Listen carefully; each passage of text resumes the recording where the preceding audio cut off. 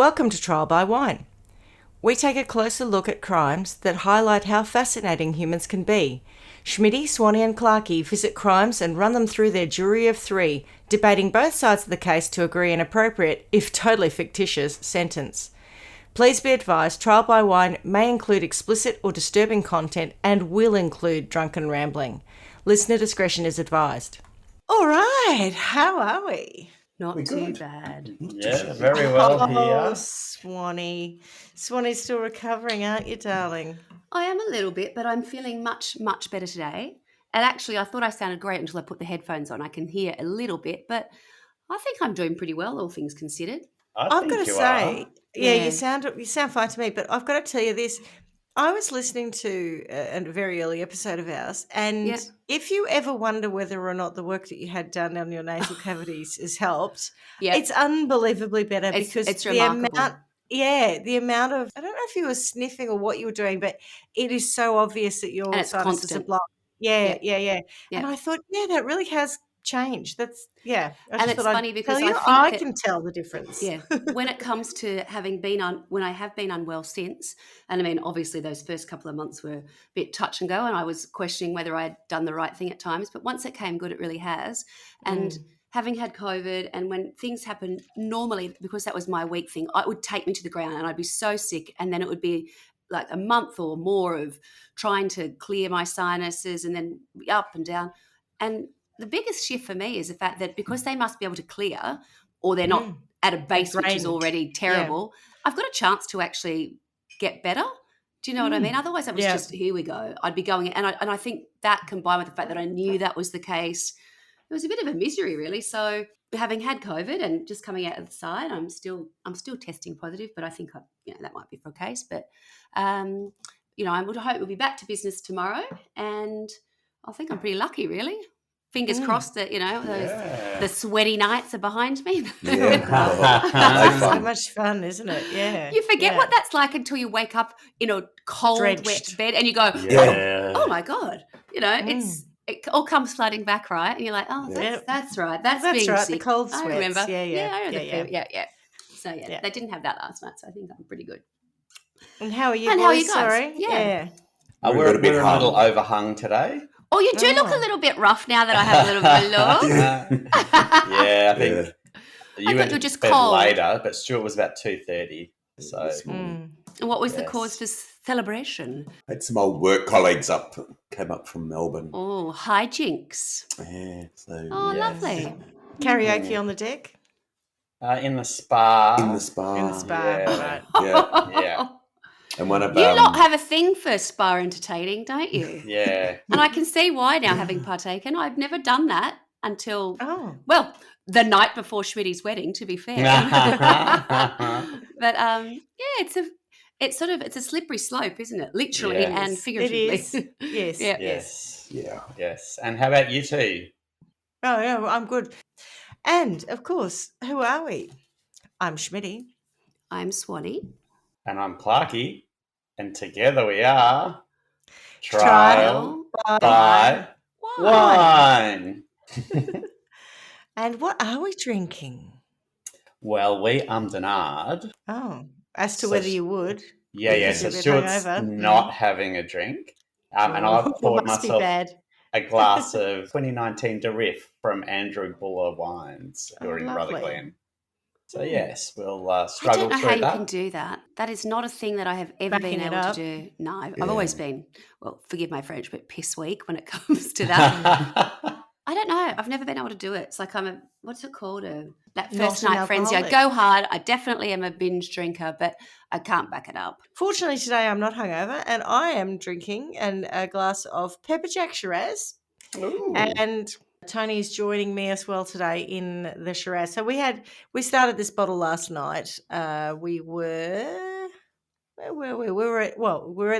to one of the fine restaurants around Ilden and had a Parma and a bottle of wine, and then we went home and we started this one, but we didn't get all the way through it. So, and it's actually a 2015, and I think that's simply because it was sitting in the let's call it the cellar, otherwise known as somewhere in a cupboard in the houseboat. So, Swanny, what have you got for us today, Dal? in terms of a story? I do have a story, and my story it's a real departure, and I think it reflects my state of mind in the last couple of days. And I just couldn't stomach anything too macabre. And given what I brought to the table last time, it was, time that I took a little bit of a lighter route into crime. So my only prerequisite was I didn't want to have to do too much reading because my eyes were a bit iffy. So I found myself a documentary, and that was my starting point for this story. And my sources are historychannel.com, nys.com, it's just a website. This one made me laugh. Encyclopedia Britannica. Mm-hmm. I've used it once or twice. I forgot about that. Yeah. Just some YouTube videos, Wikipedia, CBS News, New York, and the documentary. But maybe I'll tell you the name of the documentary. The documentary's going to give it away, Otherwise, it'll give it away. Yeah. You'll notice there's no Murderpedia. There's no. Does that mean there's no murder? It might well mean that. What we do have, though, there is definitely a crime. And I'm just going to give you a couple of, I don't know if you'd call them buzzwords, they're hardly that, but just a couple of things to throw into the mix to pique your interest and see if you have any idea where this crime might lead us. They're no particular order. The words are Sydney, Oscar winner, artist, Aussie, children's book. Okay, so nothing particularly macabre. We haven't got toy box. No. we haven't got 18-inch dildo. Oh, goodness. Yes. Okay. So that sort of gives you an idea that no idea of where we're sort of headed, I guess. It's just maybe... Was Sydney the location or was Sydney a name? It was actually Sydney as a location. Right. Our story starts, the person of interest, shall we say, is a gentleman called Philippe Petit, and he was born in 1949. Little Phil. Little Phil. Thank you. We've got it coined already. I'm just wondering what we're going to call him. Little Phil. Little Phil. Little Phil. Little Phil was born in 1949. Yeah. Just outside Paris in, I don't know if it's a village or a town. I had a look, but it's called Nemours-Seine-et-Marne, which is basically in that sort of area that surrounds Paris. So not within it, but sort of not far from it. So you'd easily be able to access Paris, but not in Paris. So he was born there. Greater suburbs. Yeah, he had a pretty ordinary upbringing. His father had been an author and a pilot in the army, and he just seemed to have a young kind of joyous childhood, I think, in pretty much the French countryside. And he discovered that he really enjoyed magic and juggling. He liked to climb, and he was just a really sort of agile young man. And, there's nothing more to it than that. And then one day when he's about 17 years old, he is sat in a dental practice alongside, everybody. And I've seen images of sort of, it was old school where everyone had the thing tied, the ice tied under their chin because they've all got, terrible things. Yeah. And in the waiting room, he was reading a magazine. And in the magazine, there was an article about these new buildings that were going to be built in New York. And what there was a depiction of the Eiffel Tower, and then next to it was what would become the World Trade Center. Or Trade Center, well, it is the World Trade Center, but the towers, the Twin Towers. And he was absolutely blown away by the scale difference between the Eiffel Tower, which was, it is a huge building, very structure, incredibly tall. And if that was, your baseline or yeah, exactly, then to see that scale to be so drastically so much larger or much taller, he was totally captivated. And what he did was he sneezed so he could rip that page out of the magazine, and he ran out of the dental surgery and said that basically he suffered with sore tooth for the next week and a half while it got better, because he just didn't even stay to see the dentist because something had been lit inside him, totally inspired. And he had a dream. What would that dream be? Somehow must connect to the World Trade Center. To move to Sydney? No, not to move to Sydney. Yeah. So, sorry, I just opened I'm going to crack open what do we call this? It's an old school DC. Jeez, it is. You know how people do that when they're like influencing? They always put their hand behind it? You probably don't, because it's probably with makeup. I don't look at They shit. show you and I'm like, piss off. So he had a dream. He certainly did. He had a dream. Building to build. And what is quite interesting is this was in 1966. And I went and sort of did a little bit of research on the World Trade Center. And 1966 was, I think, when they broke ground. So it wasn't completed until, and it wasn't even complete, that's not quite, it was opened in 1973, but it wasn't yet complete. So it was actually completed in 1975. So this is early on. So he's got this image in his head. He has this interest, and the World Trade Center is just something that he can't even get his head around, but he is something, it sparked something inside of him. Sparked joy. It did, certainly sparked joy. And it's important to know what that sparked and what his interests were. And I kind of alluded to it a little bit before, but he is essentially, I don't even know what you call someone who's interested in magic and juggling other than a juggler. A clown? A clown, yeah. A clown without, he's absolutely not a clown. It's kind of hard to tell. But what he is he's a self-taught, what is called a wire walker. Right. Yes. Yeah. So he had a bit of interest in it. And a wire walker or a tightrope walker? They call it a wire walker, but it's not dissimilar. It's kind of the same thing. Like tightrope? Okay, right. It is one the same, I think. But I think tightrope circus performer. suggests we were something close with slightly clown. different. Yeah, wire walker, I think, has more scope. So his quote is saying, within 1 year, I taught myself to do all the things you could do on a wire. I learned the backward somersault, the front somersault, the unicycle, the bicycle, the chair on the wire, jumping through hoops. But I thought, what is the big deal here? It looks almost ugly. So I started to discard those tricks and to reinvent my art. And that's a quote that I want to sort of give you up front. This guy, little Philippe Petit, he sees himself as an artist. And it's interesting that we talk about, we've talked about clowns and circuses and whatnot. He really doesn't identify himself necessarily with that or with that culture. He is trying to look bigger and trying to refine his skill and make it a show in a way that is in a more artistic kind of venture. So, as I said, he's self-taught, and his idea is that he wants to do his wire walking in places that are breathtaking both for him and for anybody who's watching him. So his first port of call has to be Paris, right? He's living outside Paris, and he starts to, along with his friends, he has a young girlfriend and sort of a group of mates. And I don't know what it is, but every documentary you ever see of people born that are in those ages, everybody's interesting. Everybody's up for an adventure. Everybody's educated or interesting. I mean, I just don't see that from my era or from, times that come after. These people are really up for something. Anyway, no one more than little Phil. So little Phil has an idea. And his idea is that he wants to put a wire up between the two towers of Notre Dame. And then he wants to do a wire walk between those two towers. So by 1971, he's able to sort of plan, and they sneak in and out of Notre Dame, and they come up with a plan. They work out how they're going to rig it up. And then in, I think it's June of 1971, at a height of 69 metres. Yeah, that'll kill you Yep. before. Yeah. So it's hard for me to get my head around because couldn't without bear it. showing I hate you. heights. I know. I couldn't. But I think we're all kind of familiar with Notre Dame, but imagine those two top towers, and that's where he's crossing. It is really high. So it's him alone up there with his friends have helped. And meanwhile, down in the nave, what's it called, inside the big house, there are priests that are being ordained. Apparently, Could well be the nave. Yes, it would be the nave. I don't know. Yeah, could be. I'm not sure. And so down underneath, the streets of Paris are filled, and people are looking up, thinking, "Oh my God, what are we watching?" And the footage that they've taken, because there's real footage that his friends took, it is breathtaking in the sense that he is so confident, and he just becomes this. I don't know, I guess it's because he's an artist. He crosses backwards and forwards and backwards and forwards, and all of Paris. He's got this incredible, or anyone filming him, he's got this incredible vista of, looking down at little islands where crosses over the river and down to the left bank. And it's remarkable, but that's just his sort of starting point, because he's got bigger and better things in mind.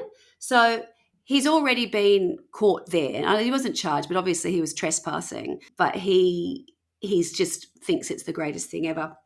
And, while he's up there, he sees it as a performance. He's lying he doesn't just walk backwards and forwards, he lays down he sits down on the wire. He's totally at ease up there, not a fear in the world. After that, he's like, okay, where can I go next? And the next place he ends up is actually Sydney. And I was never aware of this, and I still, other things sort of twig something in your memory. It was before it was before I was born, but in June sometime in 1973, all of a sudden he's arrived in Sydney. And this is what I find quite remarkable, is how much travel is involved with what he does. And, it wasn't that airfare was cheap, but I mean, someone must have been paying for that. So sure enough, he turns up in Sydney, and on the northern pylons of the Sydney Harbour Bridge, they do the same thing. They strap up, he and his accomplices, his friends, and they put the wire across the two northern pylons. So if you were in North Sydney, you'd be looking down that side. So I guess just up from Kirribilli, you'd have Luna Park down. Yeah, Luna Park, So Luna Park side. So they had to break into the pylon. So there's already, breaking into trespass. And then up they've gone. And then the thing that makes me laugh is in all the footage, whenever he has done one of these walks, you see how the locals interact, but watching how the Australian police react, it's just like, what's that French kid, what's going on, what kind of a clown's out there? And he had on, in a very sort of, imagine if he looked sort of like Marcel Marceau. He had black slacks, like a black tight top, black ballet shoes. You could just imagine what the Australian, I don't even want to say it, but what the Australian police would have been thinking. Yes. Yeah. And it wouldn't be, look at his joie de vivre. No, they were not thinking, and they didn't treat him like that either. But so the big issue, and as anyone who has lived in Sydney, it brought the traffic on the Harbour Bridge to a stop. And once that happens, people are pissed off. So you see, the police are going upstairs, and they're treating him really brutal. Exactly. They weren't well pleased. So this has occurred. So there he's saying again, I just think that people are just a different time. Let's just move him on. But quite a big commitment, don't you think, to fly from Paris to Sydney to do that? And at what expense, right? Yeah. I mean, it was spectacular. What year was that? That was 1973. Yeah, so he'd done Notre Dame in 71. And slow. This is where I get to. Yeah, expensive and slow. And, and it was kind of like it was a little bit of a mission, I think, he had a bigger plan, which we'll come on to next, and he was trying to sort of find a band of accomplices. So at this point, there was a gentleman called Mark who became his friend, who was a student in Sydney, and he'd met Mark and, a couple of people, but it's like uni students and, people hang out. They're just, no one's got real jobs. I mean, you're not planning something like that and head up after a day at work. Do you know what I mean? This is their thing. This is how they exist. Some of them studied. They just, I don't know, it was a cheap, life was easier, I think. Things were cheaper in some respects. But the long distance travel, I just still think at an expense, right? And carrying equipment and these big wires that need, they're heavy. Getting them around wouldn't have been an easy task. But, this is just me and the way I think, and I just sort of think, well, there's not a lot of information. Not even knowing how you would attach the wire, whether you could even get up to the top, like all of that. What if you got there and just went, we can't do it? Correct. It would be a pretty short adventure. Got someone to do a reconnaissance mission beforehand. They definitely would, but this is a thing. Just flown over with a big fat coil of wire and gone, we'll just chance it, guys. Well, to be honest, there's not a lot of information on it. So how that actually worked out or not, who knows? But my favourite footage is just these two. I don't even know what you would have called the police, but they wore. This will ring a bell if you can think back. If there was something that was going on where they had to get a little bit dirty, so the policemen were in white overalls that said police on the back, and they're trying to jump. You know how there was the rail line? They're trying to jump over like the high, I guess it's not barbed wire, but those things to get to a point to get into the pylon, to get up the pylon themselves. And they were in those jumpsuits, and I was like, oh God, I forgot they used to wear that. And they just looked so amateurish, do you know what I mean? Yeah. And pissed off. Well, now if you don a grey and blue one and pay, I can't remember how much was it, boys, because when we did it, we walked the bridge. I don't know what this guy's carrying on about. We walked the bridge. We've got photos to prove it. Big deal. Did you see that Obama did it recently and he and Michelle didn't have to wear the regulation jumpsuit? No. They're the only people who haven't, and it was a real... People were not well pleased, especially people taking their photos. No one wants to be in a grey jumpsuit, right? So from Sydney, whilst he's still in Sydney, no doubt, taking, in the sights, having been released by the police, our friend Philippe Petit sends a postcard to a friend of his in Paris with no writing. It just has his friend's address. And the postcard is the World Trade Center, Trade Center Towers, and all he puts is one little line that links the top of the World Trade Center and sends it to his friends, and his friends are like, "That is mad." I know he's talked about it. It's always talked about, but are we really going to do this? Anyway, so this is the crime, okay? So it's considered by some the artistic crime of the century. And what Philippe Petit calls it is le coup. Because he thought if he could pull this off, this will be it is a coup. It will be incredible. But again, like we talk about this often with most crimes. It's a crime of the times. I don't know that you would be able to do it now. And I think if you did, what you would have to do to pull it off would mean that you would commit many more crimes than they did. Can't do it now. Yeah. Oh, I can't believe I just said, oh, that's so inappropriate. I'm so sorry. Oh God. We didn't mean. Oh my God. I'm an inappropriate one for pointing I just said that. I can't believe I just said that. And I wasn't thinking about the final bit. I'm thinking about the lead up. Yeah. Oh God. What you meant was it's not the kind of thing. Regardless of the buildings, it's not the kind of thing that you could really get away with in this day and age. Probably a lot to do with because of things like terrorism. Security is a lot greater on a lot of these buildings, etc. So it was a bit unfortunate, but I know that you didn't mean. Oh God, that sounds horrendous. I can't believe it didn't. It was more my teasing you that sounded worse. So I'll take that one. Excuse me. Little Phil heads back to Paris, and it sort of becomes clear at this time that he's been planning for this the whole time. And in his mind, and what he's been doing is they'd rigged up in the field outside Paris where they lived, the wire, and he practices like they shake it. They do as many things to him to keep him on busy. Yeah. And then there's, how are we going to do this? The towers weren't yet finished, remember? So he just had this idea of what he wanted to do. And so to be able to do that, they start doing these, and it's plural, I guess, reconnaissance missions to New York. So they're flying from Paris to New York, and on each of these trips, they do a little bit more investigation, and that's where, some of the crimes come into play, and some of them are not necessarily all crimes, but some of it's like, it is like you'd think it's like a made-for-TV movie, because it was just a more innocent time, and the things they could get away with, they're nearly cute in retrospect. So off to New York, they start going. Cute crimes. Walkers. Little Phil, you're so cute. Yes, you are. Yes, you are. So he's quoted as saying it took him 6 years to plan. But the 6 years really did start from the moment that he was in that dental practice. And he starts learning everything he can about the Twin Towers. He read every book, every article, because remember, it was like he could go on the internet, and it wasn't as if he could really access things like weekends. Have the original Encyclopedia Britannica. Even that wouldn't have been up to date. Remember, you have to wait for it to come, and it only came out every 70 years. That's right. I've got the old version. It doesn't exist yet. Right. Yeah. So we had and I won't tell you who they sort of were. We had a group of friends. There's probably about 6 of them.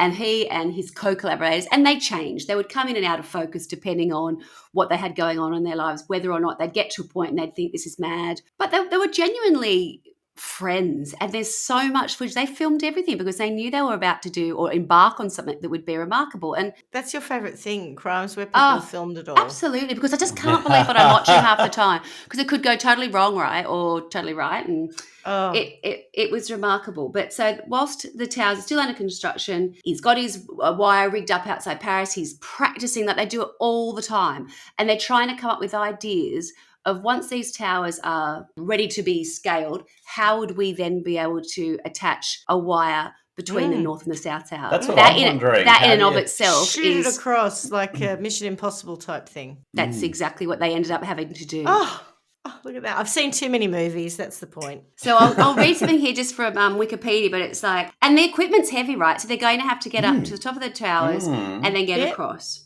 So in planning for it, there are 2 sort of stages of planning. You've got your trips to New York, and you've got what's going on in the field. And in the field, the footage has them, like, it's beautiful grass. It's this French countryside, and these long-haired friends who are like, they're not quite hippies, but, French artists. And I feel like they are. It's like, it's so beautiful. Do you know what I mean? And at this time, he would put his girlfriend on his shoulders and he'd be walking across, and then there'd be two people because he was so strong. This lean, little ripped little thing, never got a shirt on, doing it in jeans and with these little ballet pumps and backwards and forwards to go. Then they'd go to New York, and when they were in New York, one of the things that he would do is he was observing people. It was all about trying to work out what was happening. So at the beginning, the first stages when they would first go over, they were still complete. So people had yet to move into the building, and he would watch workmen, how they would come and come and go from the building, how would trucks enter, what did people look like, what were their uniforms, what were the businesses that they were representing. And it was all about, he was kind of a spy essentially. I know it's innocent-ish, but it's still creepy. Of course it is. And, the thing is with this crime, and we'll get to at the end, is it goes one way, but you tilt that filter or that lens slightly and it becomes a whole different experience. You plan to bomb somewhere. Correct. All of this is how they do it. Doing. Yeah. And this is why this crime is very interesting. It's like, it's all good until it's not. And then what could have happened more often than not is where the interest lies, I guess, also, for us. I don't know this story. Yeah. So I don't know if he successfully actually manages to walk across. But if he falls, he could kill people down where he splats. Of course. there's so much other collateral damage that can happen. Oh, unbelievable. Yeah. It's unbelievable. How would you sentence him if he did do that, Schmitty? We'll get to it. We'll get to that. That is how it will work. I have a bad feeling about where this is going. So in New York, one of the other things that they do is he and one of his collaborators, they hire a helicopter so they can get above the World Trade Center, and they tell the helicopter, pilot some cockamamie story about why they're doing it, and they take their cameras up and they take all of the photos of the top of the World Trade Center, because the top of the World Trade Center, and particularly at that point, it wasn't like it was just some flat slab with an air conditioning unit. It still was not complete. So the photos that I've seen of it, there's still crane, there's probably a crane on it, but it kind of looks like it's a bulldozer bit with a crane. It must be so heavy to be able to lift things up. But there are lots of different things going on up there. So they've taken photos of both towers, and then they take that imagery back and he starts to build a model. And in the model, what he's trying to work out is, if I get a wire across, what will that offer me? Is that enough? And then what he discovers is that if he has the wire with the two buildings and their distance at that height, which, for your information, is a quarter mile, which is about 400. One of them's 410 and one of them's 411 meters. That's a long way to shoot a wire across. Yeah. No. That's the height. Oh, sorry. 400 meters is the height. Right. I was going to say they're that far distance apart. Across, which I did write down, the distance across doesn't feel like it's that far. In fact, he doesn't think couldn't be that. I thought the distance felt quite close relative to what they look like. Like it's 30 meters. Yeah, they must be much closer than So the height is a quarter that was me being mile. dumb. Got it right. The height is a quarter mile. They're very tall. 410, 411 meters. They each have 110 stories. So one of them is 1,368 feet. The other one's 1,362. Don't know why that is. It's probably just the stuff that sits on the top, to be honest. And that doesn't include all the things that have gone on since, like the antennas and the different things that were used for like communication, whatever else. But it is very high and it's very windy up there. So they were also having to take that into consideration. And one of the things is, if the wire goes across, how you have these things, it's called a cavaletti, and a cavaletti is something that will kind of anchor the single rope that you're going to walk on. So it's very difficult for me to try and tell you guys. You kind of need to see it. Close your eyes and imagine the one line going from both buildings, so one building to the other, and then what they do is they have two other wires that kind of diagonally go and they anchor it. So the rope is not about going super tight across. It has to have some very fine degree of sort of slackness in it. Not slack, but not when we talk about tight. It's tight, but it's not to the point where it can't move at all, because then you'd bounce off, right? Yeah. Look at you and the science and the physics and the shit. Oh, but it's all that stuff when you start to think about what they had to do and how clever they had to be to create something that was going to work. Just, not done this because, hey. Yeah. I'm just amazed little Phil had a vision. Had a dream. I'm amazed that they can do it, though. Like, imagine having to break in to get onto the roof, to then do that, to then anchor it. and no one What's finds the out. ones that they use? I think is it Mission Impossible or something like that in Kuala Lumpur. Is that the tallest building in the world? Yeah. Oh no, we're the Petronas Towers. They're not. They're tall, but we're there recently. They're still there. They're still pretty tall, I'd say. They're just not the tallest. They are very tall. We were there recently, and we stayed in a hotel next to it. And when we were in the pool with the kids, looking up overnight, because it's better to go in the night in the pool because the towers are all lit up. The clouds would cover it, and they go, and you couldn't even see. And I'm sure you could half of it couldn't see the clouds for that. Crazy. So it's that high. I also don't like the really tall ones because you actually can feel them moving slightly. This is absolutely I hate true. that. I hate that. I'm like, no.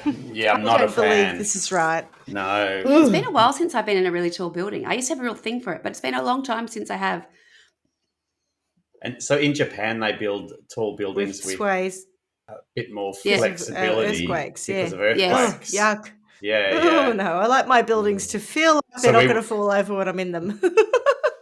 Yeah, we went up to like the 70th floor of one, and it's a viewing platform, and the building was moving. I had to go. I couldn't go anywhere near the windows. I had to stay because you're scared of. You've got the heights issue that I have too. Heights massively. Acrophobia, is it?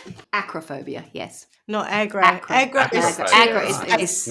It's space. So acrophobia is heights. Yeah, because I looked it up in the context of this. You're very, very well researched today, Swanny. I found it, sometimes I can't believe the things that I read or that I see. Do you ever find that where you just go, what?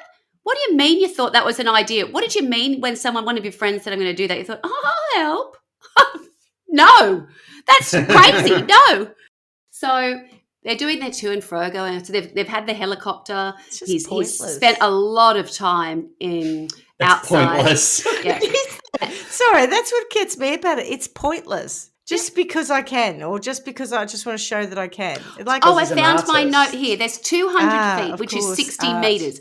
It's 60 metres between the two towers. So if he was to be able to cross, one crossing would be 60 metres. Yes, quite a distance. Oh. It's not like you're going a couple of metres. It's a fair distance. And, in listening to how they talk, it's for them, it's that real French, that, feeling free and having liberty. And, they want to be creative and it wasn't. They had good upbringing. So creative and artistic, and that's exactly how they talk. They're nearly and they talk the collaboration. They're nearly in tears with the beauty of it all. They're so blown away by their own view of what they were doing and what they were involved in. It was quite. Of course, I am French. Where else am I speaking in this outrageous accent? Oh God, it's very good. It's very good. Yeah. Okay, so it's not. As we get to a point where the World Trade Center is open, the World Trade Center, that the official opening when it wasn't actually totally finished, was in June of 1974. So in 1973, he's been in Sydney, right? 1970. So he's gone back, and in that year they must have gone back 3 or 4 times between. And I'm like, I could only find one source of who funded this because they never mentioned it in the documentary. I was wondering that before we were talking about who the hell paid this because they didn't have jobs. All they talked about was this. They're just scallywags running around the French countryside. Who's paying for all of this? And who do you think? I think this is even more ridiculous. I've got a massive note where I wrote who paid, and all it says is Brando. It wasn't me. No. Oscar winner? It was at the connection. Edith Piaf. No. It was a German juggler. What kind of? Of course it was. And you know what? I didn't look him up at the time, but it says Francis. Hang on, was that his last name? Juggler? Because he's German. He must be the richest juggler. He must have been Francis Juggler. Francis Brunn. How do you make so much money out of juggling? Let's see if it even comes up because he was already rich. Oh, you're probably right. Yeah, you're probably right. Yeah. Oh, hang on. Francis Brunn was a German juggler. Brunn took up juggling in 1939, joining a travelling show that played all over Europe. He moved to America to join the Ringling Brothers Circus. He twice the Ringlings. That's big. It says here Brunn helped Philippe Petit financially for the 1974 war. Yeah. Right, Petit. But I don't. How this guy afforded this because there was so much. Well, they had to have accommodation. They had their flights. Maybe I'm looking at it thinking how I am in today's I mean, they were all, the locked into a flights little would have apartment. been But expensive. the flights, right? Yeah, they would have. Sure. Would have been. Tony's here as an expert witness. How much did it cost to fly between the UK and Australia in 1974? Have you still got the ticket? Are they economy? I Yes. assume they're economy. Yeah. Funny enough, it's been about the same for a long, long time, about 1,500. Is that right? That's a lot of money. I don't believe that. Yeah. Well, but I mean, Paris to New York would have been less. $1,500 in the pound. 70s. Where do you find that kind of pound? You could probably buy a house for £1,500 in precisely, Australia right? back So then. that yes, precisely. You could. I think some people were buying houses in the 70s. I reckon $10,000 would. Not much. Yeah. Yeah. I agree. More than that. For like not much. I love the specificity of it all. Like £20,000 or something. Like not £1 million or $1 million. Yeah. I think it's that idea is there were no expenses. I don't think they ate, they didn't drink, they didn't have anything. They were totally focused on their task. Everything would have gone to that. They just existed. Do you know what I mean? I'm sure they're very thin. You can see this man. He's like Marceau and his leotard. He is like Marceau and his black slacks and black bodysuit. With enough musculature to be able to not fall off a wire, but that's it. Yeah. Yeah. He had a good core going on, trust me. Oh. Is that what really got you into this story? No, really not. You have a look. When you see little Phil, I don't know that you'll... no, it's not a... No. Runty Phil. You know exactly what I mean. That's a no from me. It's a hard no. It's a hard It's pass. little Runty Phil. Okay. Not my cup of tea. But what he did do, he, along with a photographer friend that he had in New York on one of the trips that they went, God knows how many, let's say there were 3 or 4. It felt like there were at least 3 or 4. They had contacted, I think it is the Port Authority, and they got in touch and they said, we represent a French magazine called Metropolis. And I think it was about building and construction. They said, we'd like to do an interview. And they were like, oh, sure. Because what is really important, and I will sort of talk about now, is the World Trade Center was not this particularly light project. It was viewed by some as ugly. Others thought it was kind of in this sort of weird spot because where it was built, where it is like the Eiffel Tower. Everything, right? People don't like it at first. And, if you do, I mean, we've grown up in a different time and have a different relationship with it. Even before September 11, it was different for us. But, I mean, imagine if you were sort of in New York or in the US, and as it rose, it was sort of like they say it was, America's sort of soaring ambition and innovation, technological prowess was supposed to be there, but it was very in your face. Yeah. And it was so big and there was nothing else really around it because it was that whole area was sort of cleared down where it was sort of near the financial city, but it's kind of off less. So I think it was sort of a project between actually New Jersey and New York State, but it wasn't well loved. And so anybody who was interested, and they said, oh, well, the French are interested. All right. So there was no pushback to that interview at all. And the interview, they took them up to the roof where they wanted to be. And there were supposed to be taking photos of one thing. And this is where a lot of the photography took place, where they would go, this is where we can anchor this. Correct. While asking them, and they were so clever. Pretending to do some spy cam work. Absolutely. Can you just go and stand by that potential anchor point so we can take a photo of you? Yes. And tell me, when you had construction workers up here and the weather came in, how quickly did the weather change? What were the weather conditions? How windy did it get up here? Oh, no. And then the guy would go, oh, yeah, like the head construction guy, we'd have to shut down the site. It'd get so windy, there were days where we'd have to stop, they'd have to go down. Because as it got higher, obviously the weather conditions had a greater impact on it. And the thing that I guess was of greatest concern was, obviously if the weather was going to be terrible, they wouldn't have embarked on it, but wind and how quickly the weather changed. So whilst they're interviewing on behalf of Metropolis, impersonating these journalists from Paris, that's where a lot of these questions were sort of asked by people who had truly spent time up there. And they were so happy to share the information, not really knowing what they were doing, just seeing all these Frenchies are here and they had, the guy, the US photographer, the French. And meanwhile, they've got these photos of Philippe sort of crawling down into areas he probably shouldn't be. And they're thinking, is he all right? No, he's good kind of thing. Just checking it out. Yeah. Exactly. This is what French journalists do. We like to crawl down into weird spaces and take photos of all the really vents, get a feel. Yeah, but that's what happens when you can do a little ID that's from your computer or someone prints it out in the local print shop. Going, oh, here we go. I work for this publication. Maybe it would be easier with 3D printers and stuff to do that now. I don't know, but the idea of even embarking on something like this feels like it's in a movie now versus what you do in real life. Yeah.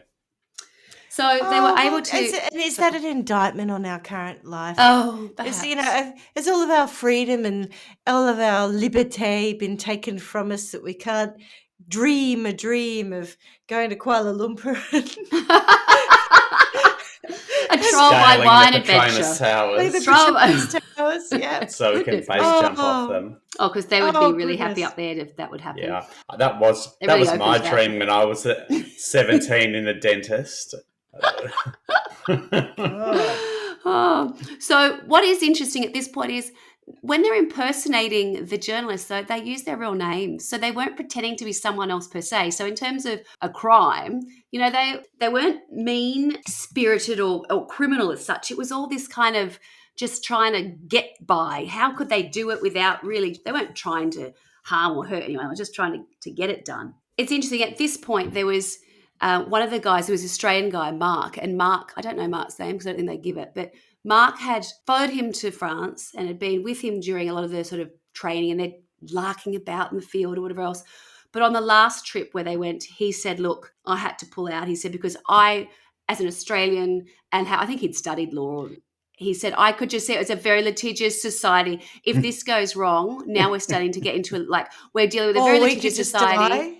This is dumb. Yeah. I don't think that he said, I don't want to be liable for the death of a friend. And also then he started talking about involuntary manslaughter, which sort of plays into if he hurts someone else, or even assisted suicide. He said, these are things that I'm not comfortable. And he's overthinking it. And you know what? That's what little Pete said. Little Phil said, so do you know what little Phil does? I get this impression that they just not quite cut him, but you're in it, you're not in it. So they call him the Australian. They won't even call him by his name. They always just call him the Australian. It's like, you became irrelevant because you didn't get to the bit where take your anxiety meds, mate.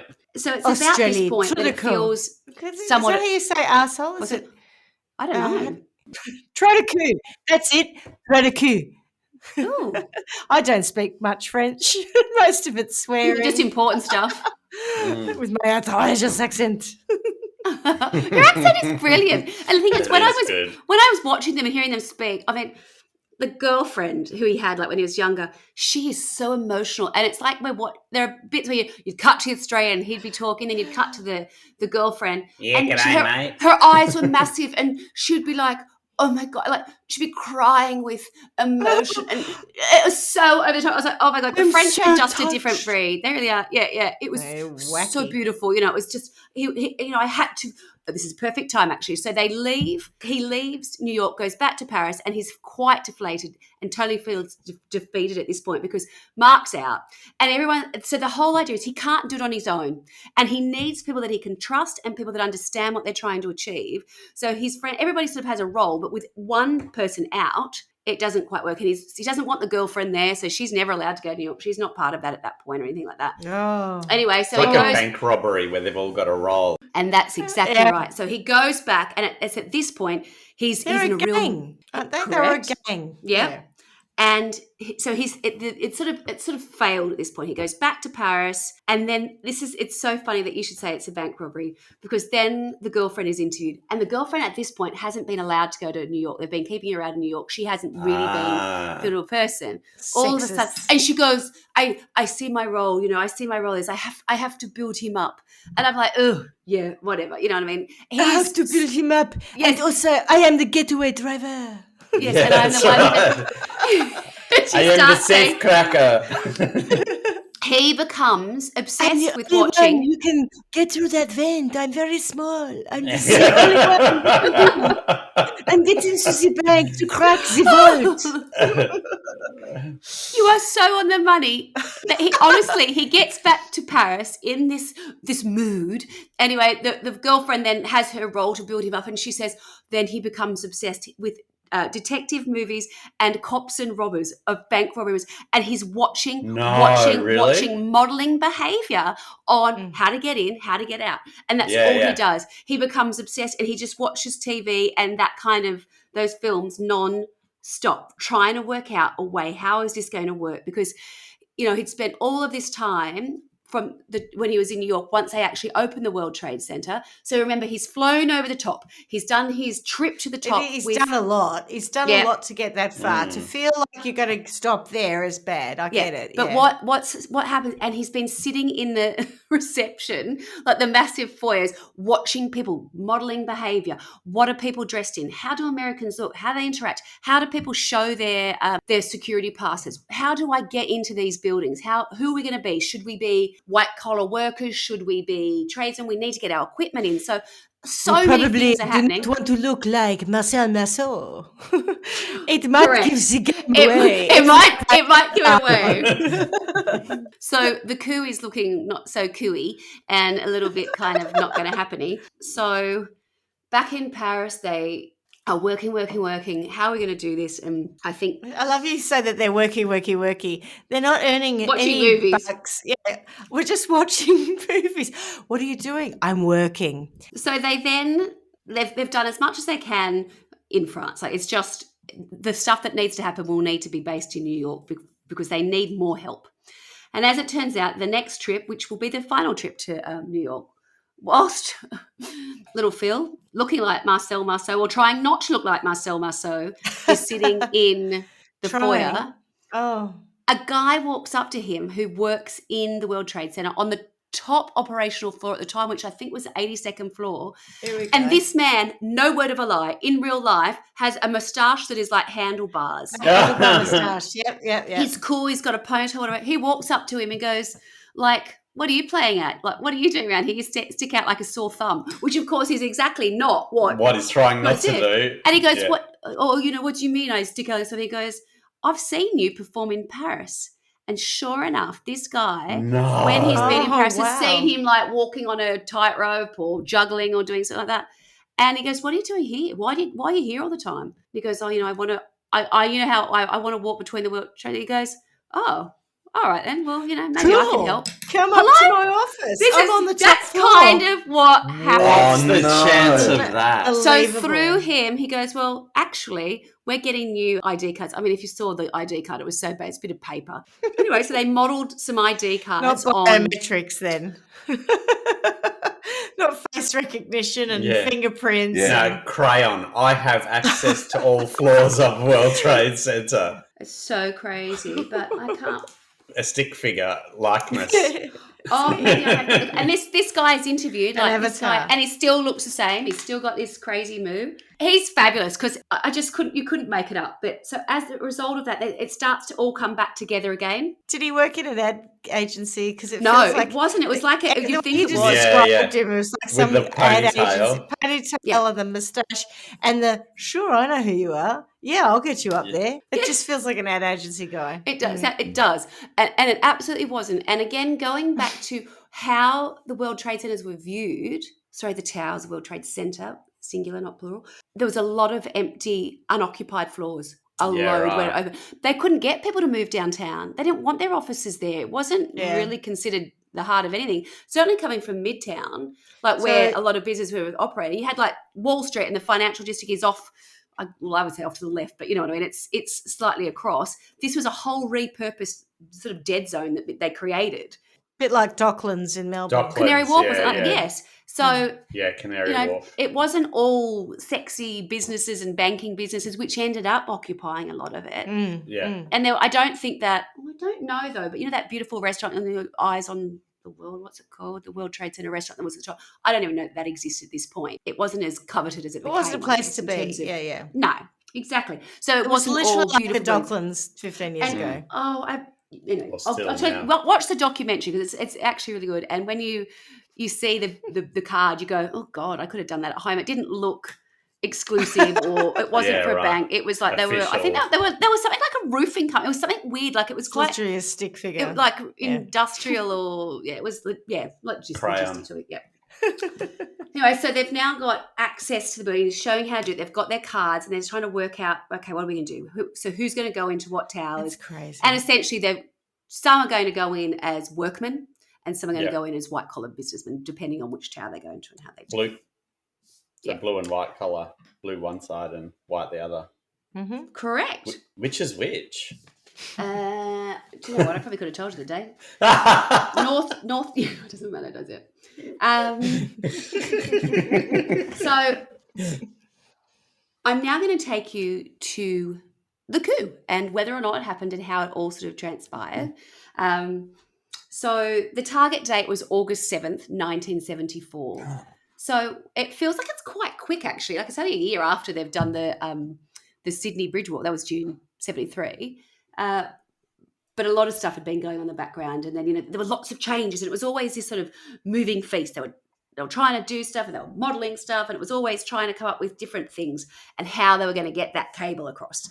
They had been practicing in fields, both outside New York City, because they didn't spend a bit of time there before it actually happened, and obviously in France. So on the night of Tuesday, the 6th of August 1974, Philippe Petit and his crew had a lucky break.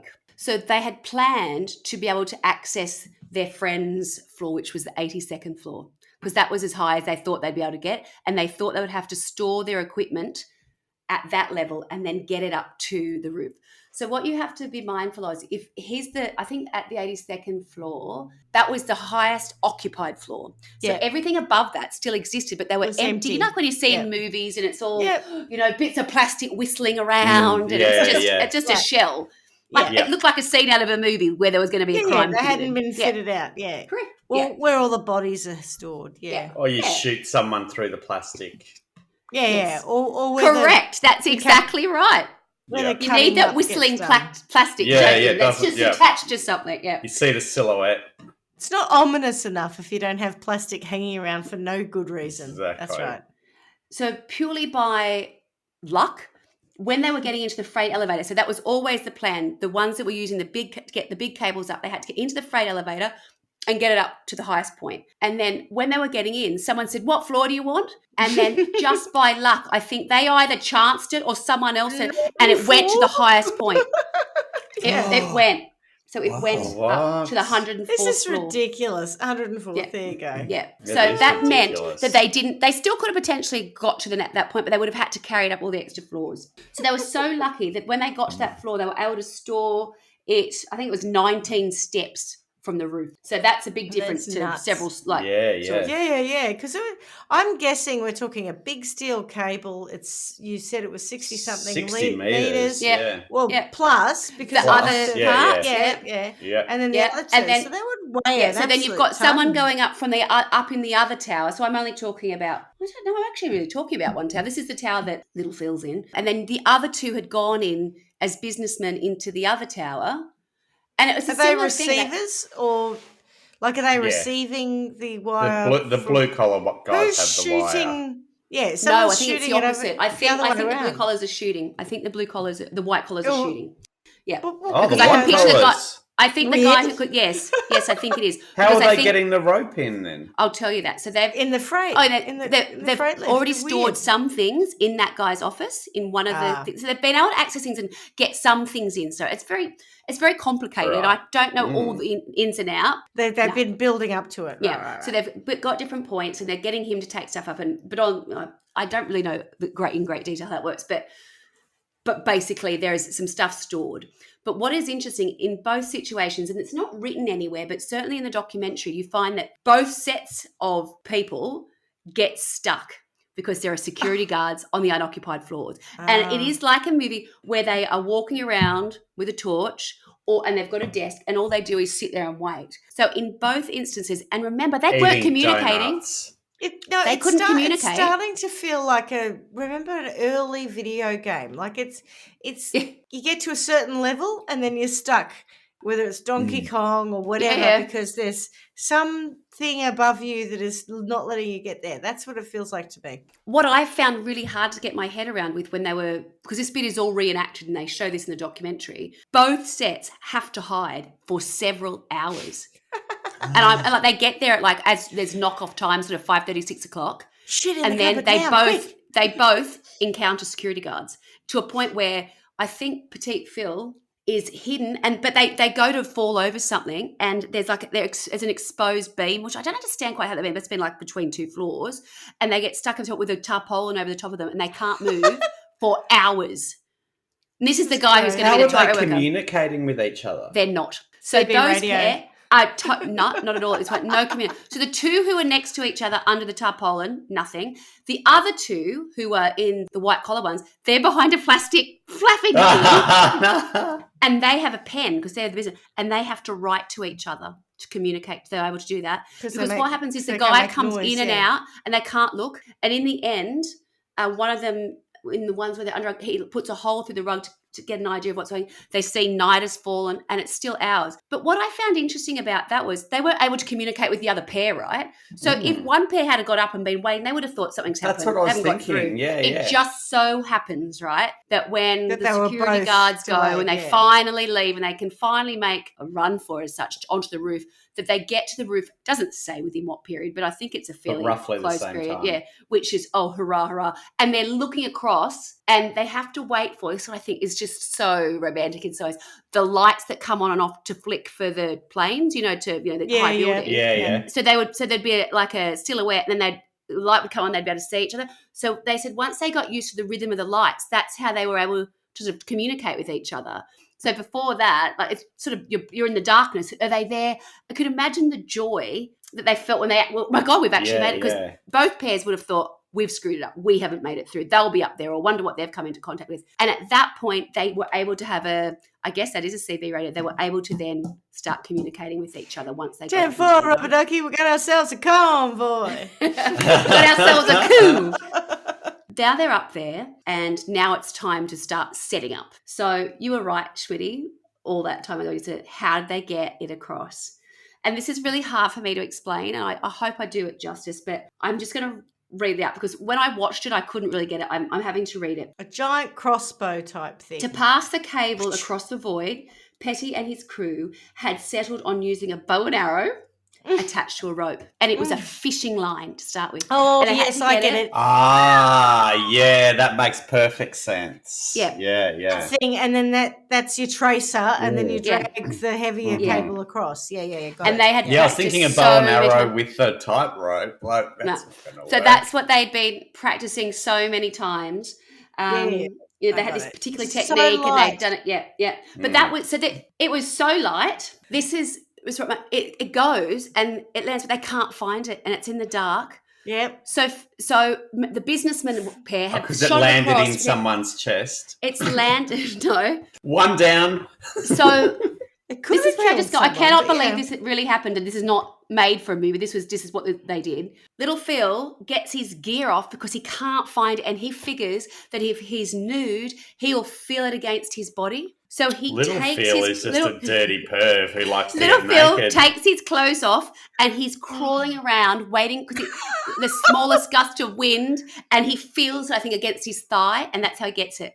And he said he reckons within one more gust of, like, not even a gust of wind, a breath of air would have gone. It was literally just caught like the edge of one of the girders or whatever. Is that what they're called? Yeah, wow. It's a girder? Yeah. Anyway, so he felt it on his thigh. I'm pretty sure. Oh, I can't believe I said that. He feels it on his thigh a little too frequently. Oh, God. I'm so sorry. I just feel like his friends, when they're practicing all of this in the countryside in France, Phil would just get naked all the time. They go, oh, God, here he goes again. And so then they're on the World Trade Center. It's the only way I can find it. Yeah, right, little Phil. Just do it quickly. If I just get my knob out and little dance. Oh, there she is. Oh, I've got it. As opposed to, I'm stuck in the wire. Oh, I can feel it on my thigh. Yeah, right. Righto. It's when they don't really go into it until they're getting dressed again. But anyway, there you go.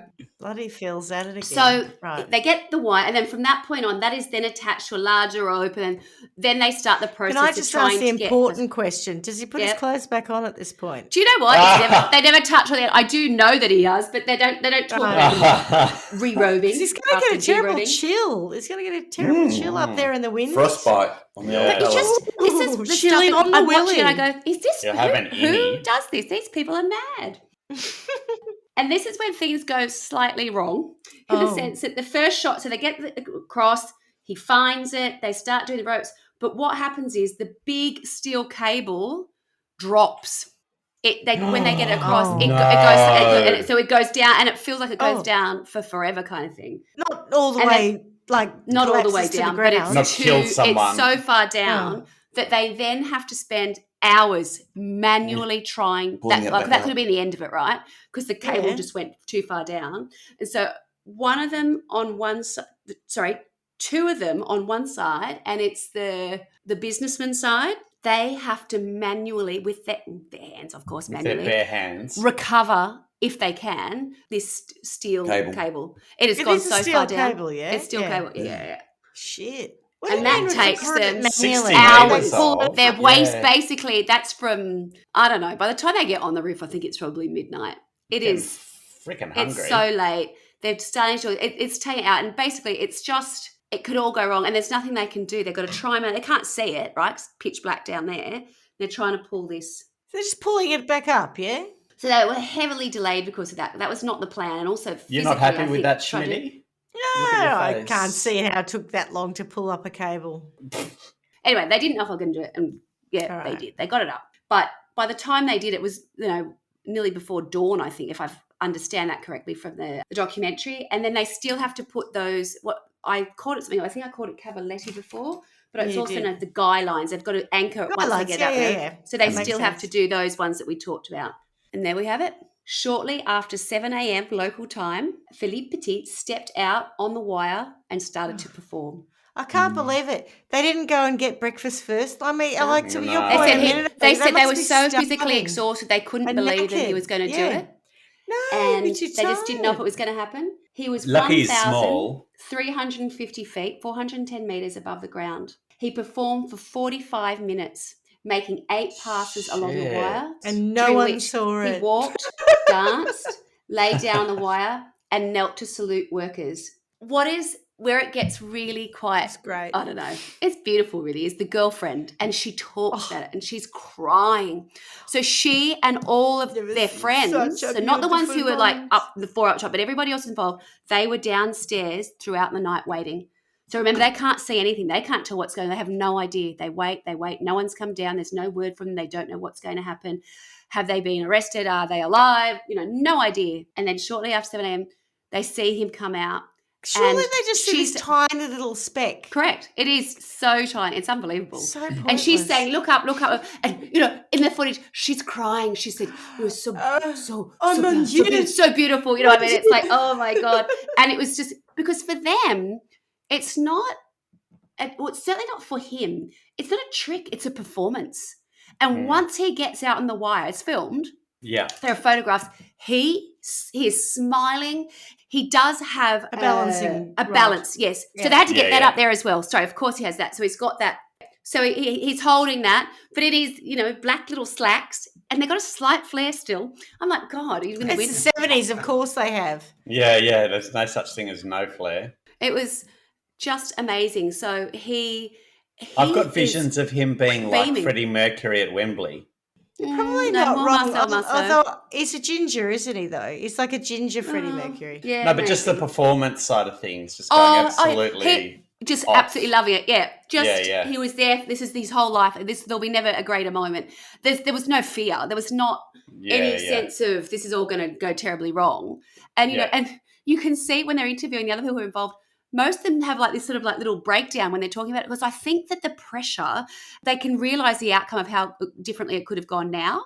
I think in the moment they'd all got so caught up in it, they was just got to get it done, and he was a man on a mission. Downstairs you've got, a crowd is gathering and people, I go, oh my God, how incredible. And of course security and police and whatever else are notified, and then they end up on the top, and there's this one photograph and he's in the foreground and he is grinning. And in the background, you've got these 2 policemen kind of holding. I mean, you wouldn't, as a normal cop, why would you want to be on the top of World Trade Center? Going, I'm not going to help. I'm not pulling him back. Yeah. So they're like standing back, like holding things, going, come on, off you get. So when you're ready, and he refused return. He refused to. So I don't know at what minute they got up there. I'm great. But 45 minutes. Look at me. Can you believe it? 45 minutes, and there's a policeman who's interviewed. Oh, I mean artist. Sorry, my mistake. The policeman is he's really poetic. Like he's shocked. He's he's this sort of squat sort of black man, and he just looked like a good guy, a policeman. He said I think I've seen something that no one else will see in their lifetime. Yeah. And he said he wasn't walking, he was performing, he was dancing. He said we called him back. He said, but I'm never going to see anything like that again in my lifetime. He said, and I knew that I was watching something that will happen once in a lifetime thing. Yeah. And he was so touched by it. It was quite beautiful. He wasn't angry. He wasn't anything. He was just like, I just can't believe what I've witnessed. That was unbelievable. Incredible. And the way they got him off in the end was impossible. They were communicating with the other guys. Incroyable. Incroyable. Yeah. We're going to get a helicopter to pluck him off. So in the end, I'm sorry, did you say pluck him off? Pluck him off. Okay. Yes. So he says, look, to be honest, he off. said things, I'd done what I'd come to do, and he said the weather was starting to change slightly. He said I could feel, I don't know if it's a precipitation, but there was either rain coming or the weather was changing, the wind was picking up. So he said, I'd done everything. I'd performed, and in that time, he'd walked, he'd danced, he'd laid down on it, he'd sat on it, he'd saluted them, he'd knelt on it. It wasn't like he just went over once, went, done. He did the round the world. Remember like monkey bars when we were little. Oh yeah. And you do the cut off, but instead of jumping off, you go round and round and round under your knees. Yeah, impressive. Jeez, he had a lot of awful bits of steel stuck in him afterwards, though. Oh, lucky he wasn't naked. Steel, he might have been at this point. Did he do that? Did he do a shape. striptease and then he put his clothes back on? He was in his little suit. I can feel it against my thigh. I can feel it against my thigh. He comes off willingly, I guess, off his own accord, and he's arrested immediately. And they treat him not dissimilar to the Australian police did. He exits. He comes off of his own accord. Like, he was plucked. He wasn't plucked off. What are we talking about? Are we had a subject change? That's because he could feel it on his thigh. And it's interesting. So he's achieved this amazing feat. I mean, beyond amazing. And he says that the most dangerous aspect of the entire thing that he'd done, anything that he's ever done, he says from 1949 right up until that point, was in the next little bit when they grabbed him, they threw him down those the initial sort of stairs, and he thought he was going to break his neck. And he said that was the only time that I thought, oh my goodness, it's all going to go terribly wrong. I'm scared now. They're going to hurt me now. The damage is going to be done. That was the most dangerous out of the whole experience, because before that, at any point, I don't think that he ever really was thinking like that. But being thrown around scared him. Anyway, it's all good news. He then comes, they get him downstairs, and people are just in awe. He's immediately taken to a mental hospital where he's assessed by a psychiatric team to see if he is a nutter, unwell. And then it becomes a little bit of, showmanship in the sense that, he's quoted as sort of saying, well, I said to them, of course I'm not. Well, I need to be out with my people. I've just performed the world. I'm not crazy. You're crazy to have me in here kind of thing. Let me out. Well, they kind of do. Well, there was he's extensive. Not crazy. He's French. That's exactly right. He was a bit of a hero, of course, and people loved the fact that he had done it. So extensive news coverage and public appreciation for his walk. The district attorney dropped all formal charges of trespassing and disorderly conduct, and he dropped them on the condition that Philippe Petit would give a free aerial show for children in Central Park, where he performed a high wire act above Belvedere Lake, which is now known as Turtle Pond. So it's got a very nice sort of wholesome end to it. And that was where I was saying, there's a children's book. And of course there's a children's book about it. And Did the Oscar winner come into it? The Oscar winner, the documentary won the Oscar. So the documentary is called Man on Wire, and it's from 2008. And it's quite easy. It's nice. It's good. It's a good watch. It's a good watch. So watch I think it's only about an hour and a half. And he's interviewed, the girlfriends, all of them are interviewed because I think they're all still alive. And they're not together, so it's all one, everybody's view, and you can sort of sense when people came in and out of focus on what their jobs were, roles were, when they were part of it, when they, left, whatever else. And he's a true artist. He's quite arrogant. You know, he's very over the top. He's very French. He hasn't lived in France since. He's remained in New York, upstate New York now. But I got the impression that once he sort of found a little bit of fame, it did change who he was, and it certainly changed the dynamic with the group of people that he was with. Because, you know, when you're trying to achieve something like that, you need to have a degree of arrogance, I think, to think you can achieve it. But then when that arrogance comes with sort of notoriety, well, where do other people sort of fit into it? And there's this part in the documentary that is so weird. When he's let out of the court would be the court. He calls it the Palais de Justice. But on that first, that first night, he comes out, you know, free person, whatever else, and the crowds are gathering him. A woman grabs him and says something, you know, seductive into his ear, some American bird. So he goes to her apartment and has sex with her, and then goes back to the people that he'd done all of that with. And I don't think they were well pleased, including the girlfriend. And he goes, you know, it was an explosion of pleasure. You know, you could imagine, and you just go, mate. It's like, what about all your friends and everybody who helped you out, but he had to go. He said it was just a release, you know, it's a creative pleasure experience. And I was sort of like, yeah, that was a bit odd. But, you know, listening to him, that was very entertaining. That was stuff where like you watch, you just go, oh my God, this is crazy. I reckon there's like 10 phrases you could cut out of this episode when you're editing it, Schmitty, and put them all together, and it would make a completely different story. An explosion of pleasure. Yeah, exactly. Mon Dieu. I had to explode on her face. The Port Authority of New York and New Jersey gave him a lifetime pass to the Twin Towers observation deck, and he had autographed a steel beam close to where he began the walk. In terms of his response to September 11, it's really emotional, actually, and I think it's very sincere. And he said, you know, his first reaction was he had always called them my towers because they were his towers in that respect. He said, my towers became our towers. And he said, you know, he thought I've seen him interviewed on, I think it was actually CBS News, and I think it was, when I say fairly recently, it might have been the last, I don't know, 5 to 10 years. And it's a nice interview. He's a bit older and he's a bit more, it's not necessarily humble, but down to earth. Well, they're not his towers. The whole frame in which you see what he did and how other people experience and look at the towers is totally different than when they were the towers that he had, you know, managed to, you know, well, incredible feat. Now it's such a loaded thing. And, you know, him talking about it and saying, you know, they've gone from my to our towers. But what I thought was really, really French and very artistic and really beautiful was he said they were smiling at me when I did the walk. They enjoyed it. I could feel them breathing. I could feel them moving, which comes back to your idea that they're not stationary. There's that movement in it. They do move. He said they were moving. They were smiling at me, and it was this beautiful thing. They wanted me to do it, and I was like, oh. It was kind of poetic, and I really enjoyed hearing you say that. But that was quite nice, actually. I like that bit. Shut up! I like that bit. I quite like that. They're not sentient beings. Oh no, but you know, everybody was willing him on. Some buildings, yeah.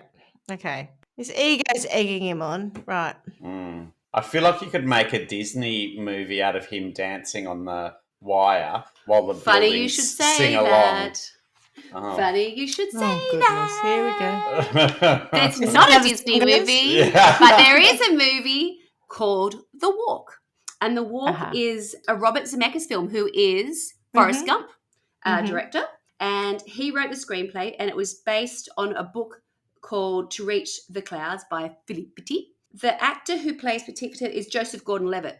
It's very similar, actually. It's based on it, and, you know, he was involved in the movie, but it didn't do great at the box office, and it was dedicated to the victims of September 11, and it was released in 2015, and it's called The Walk.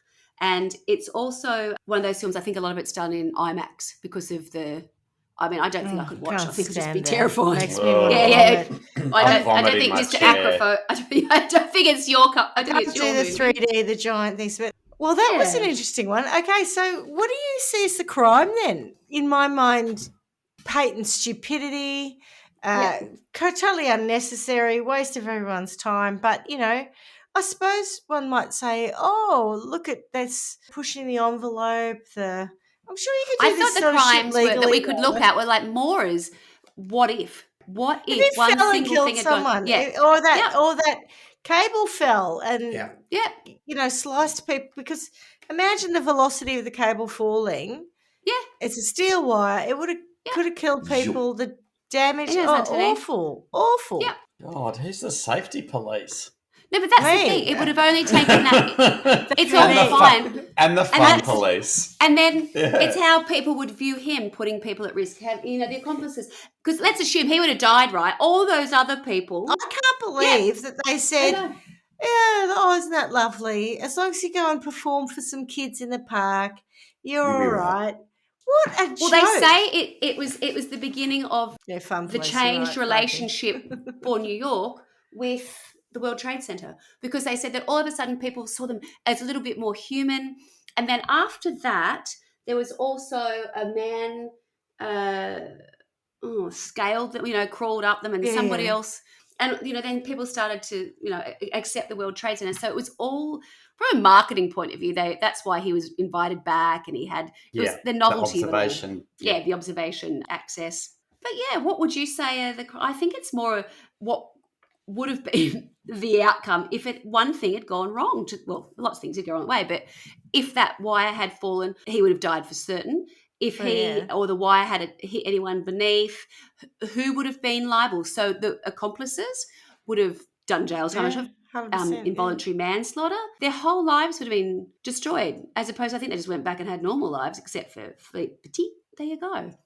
I love it. I reckon the single-mindedness to go, I am going to do that, and I'm going to take all of these steps. Like my equivalent amount of single-mindedness would be going, I don't know, I'm having... I can't even think about it. Like I don't plan anywhere near. We're going to have friends up for the weekend, and we're going to have an awesome time. We're going to have the the best roast, and we're going to get the spa ready, and we're going to have all this beautiful wine. It's going to happen. We're going to model that. It. We model the behavior. Yeah. Year after year of planning, and I don't know. I think it's so impressive. And the other thing I think is the way that stuff breaks up the monotony of normal life is fantastic. Imagine going to work and seeing that and just going, wow. I think the closest thing we've had to that is walking around Brunswick when we used to live there, and we used to always see the hot air balloons. And they were, but they're legal. Beautiful to watch. Bullshit. No, but then one of them went into a tree, and so you've got this stuff that's beautiful that you watch every morning. And go, wow, and then one of them goes into a tree, and you're like, wow, that's crazy. So yeah, but they're legally allowed to go off. They're allowed to do that. And yes, they are beautiful, and that's fabulous. But no, I'm sorry. This man was a rule-breaking dickhead who, if something had gone wrong... A rule breaker? It's like a truth stretcher. You're a rule breaker. We haven't heard about the truth stretcher for a while. We haven't heard about that truth stretcher. You're a rule breaker, and you must be punished. The issue for me is you put your ego ahead of all other safety for everyone else, right? Your art ahead. No, ego. Come on. It's all about, look at me, aren't I marvellous? The fact my towers, I mean, how offensive. Yeah, fuck yourself, little Phil. Little Phil. I'm not having it. He's a dickhead. You're really not having it. Even, poor old Mark the Australian, who just said, Australian. I reckon we've gone a little bit far here. This is dangerous. These are all things. You're dead to me. You're dead. Yeah. The more Australian. You're Australian. You're gone. Wanker. So I'm going to sentence little Phil and his little gang of dickheads, apart from Mark, who at least had the sense little gang of dickheads. Little gang of thigh feelers. This is descended. This is so beautiful. You've got it. Integrity. You got to watch it for that now. Emotionally. Oh my God! Go, just get a life, lady. So no, we're having it. So they're all. I'm going to put them all in the Bastille, even though it's been well done, darling. But they're going back to Paris, back in the olden days, and I'm putting them in the Bastille, and they can just rot in that horrendous jail before it gets, raised after the revolution. Done. That was tidy. Oh, bunch of idiots. Jeepers. I know you love France because I know your aunt was there, but people like that. One would think you're not a big fan. And to our vast French audience, I would say, if we have offended anybody, which I'm sure we have on so many levels during this episode, like every episode we do, we should just be called How to Offend People. That's what we do best. Trial by we are offense. so good. Yeah. or offense by wine could go either way. Our impersonate. We're equal opportunity offenders. No one's safe because we're just culture killers. We're absolutely right. Culture killers. The little band of French dickheads. Is that it? The little band. You are really not going to like the girlfriend. I can guarantee you. I'm going to make you watch if you don't watch it, and you're going to be not well pleased. That is not going to be something. She's too. She's so. He literally left his big thing that they'd been working on for 6 years. Walked out the steps of the Palais de Justice, went and rooted some other bird. I know. And then before he even went back to this very band of very French dickheads and her. And then she was like, oh, I think we sort of had come to a natural end at that point. I was like, yeah, I think you had. Yeah, I think you'll find you had. Just saying. Yeah. I feel like maybe you've served your purpose here, love. Yeah. You're a bit used, love. Yeah, anyway. Yeah. French. There's the crime. Yeah, that's right. Root rats. Right there. Root rat. She was quite happy to be, getting into the bank vaults and working out how to break into things for him. Yeah. What a dickhead. Anyway. He had to have his explosion of pleasure. Clarky, on the other hand, is going, let's celebrate this mofo. Yeah, great. I think that's because Clarky might be like he's a closet, he's like a closet sort of artist, my son, with his little black flares and ballet pumps. Yeah.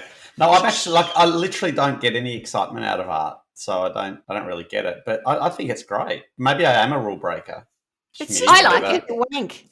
It's just an unnecessary wanky nonsense that added no true value to the world. If it had never happened. Oh, I don't know about that. I don't know about true value, but I think, wow, if people have a dream and they can achieve something like that, what a great feat. More valuable to the world than just tightrope walking across between two bloody buildings. What a dickhead. Oh, but it wasn't just two buildings. I just think what an incredible feat. Yeah, I agree. I just think, I don't know. And what an incredible. It was a different time. And I find it quite, well, I don't know. I was laughing at some of the quotes that were associated with the documentary, and people saying it's beautiful, and it's it is a little bit. Schmitty is signaling a wank. Schmitty's doing a little bit of It's a imagine that in the 70s. It'd be incredible. Yeah, I thought it was incredible. Incredible today. I think it's more beautiful than, what do they do now? Is it called base jumping, where they jump off buildings? Yeah, base jumping. Because people have done that since, but I think people have been allowed to do it. It's regulated. And not that, correct. There's some things that have happened with that. That I don't find very interesting. But that's right. You don't find anything that's permitted and safe and appropriate interesting. It's only because some dickhead. It was in a leotard and slacks that I like it. And a ballet pump.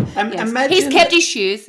Imagine if someone was to do that, the regulations that they would put around it, like there'd be safety nets and, David Blaine does dumb shit like that too. Not that I'm a fan there either. Oh, I'm not a fan of that. So I'm being a little bit of a hypocrite, yeah. Sits in a box for 12 hours. Sits in a box. And we haven't had to watch any of that for a while, have we? We haven't watched that. No. How long ago was all because that stuff? No one cares. Because it's dumb. And it's the same as this. It's just dumb.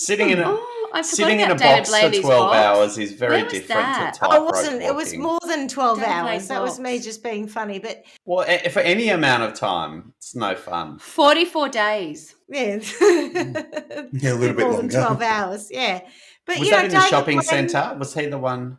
It says it was above the Thames. I don't remember that. Yeah, I remember. It was just... Oh, God, I live there and I don't remember it. There you go. Snores, blocked Phil. it out. September 2003. Oh, no, fair enough. He did have to fast. Now I'm listening. Oh, I would be hungry. Of course he had to fast? He had to have had water because you die if you don't have water after 3 days. Didn't he go into like a trance or something? Isn't that the whole thing? Oh, who cares? There's an article underneath where I've looked at it. It says David Blaine's glass box stunt lasted as long as Liz Truss's PM.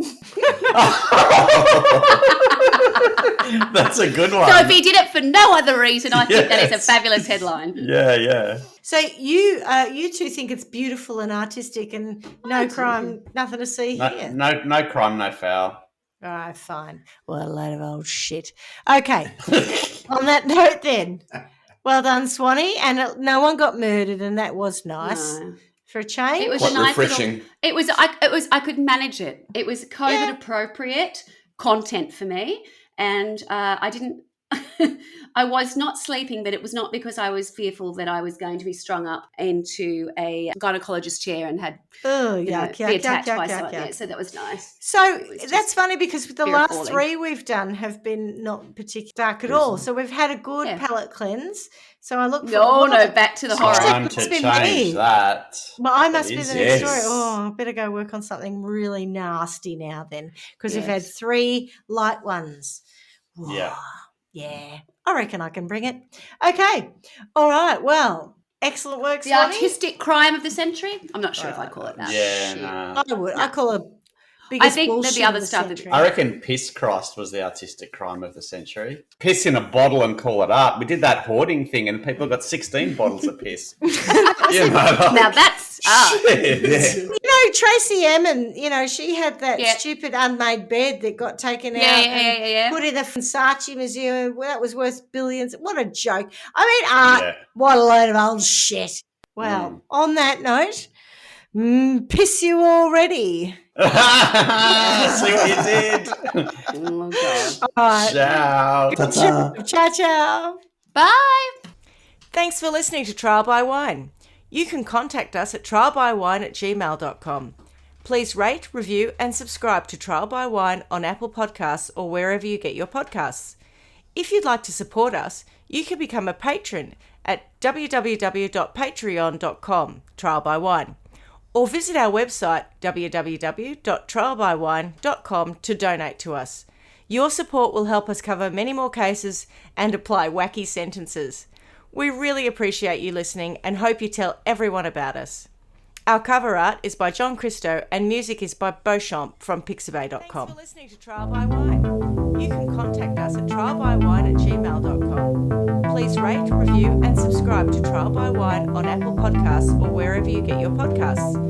If you'd like to support us, you can become a patron at www.patreon.com, Trial by Wine, or visit our website www.trialbywine.com to donate to us.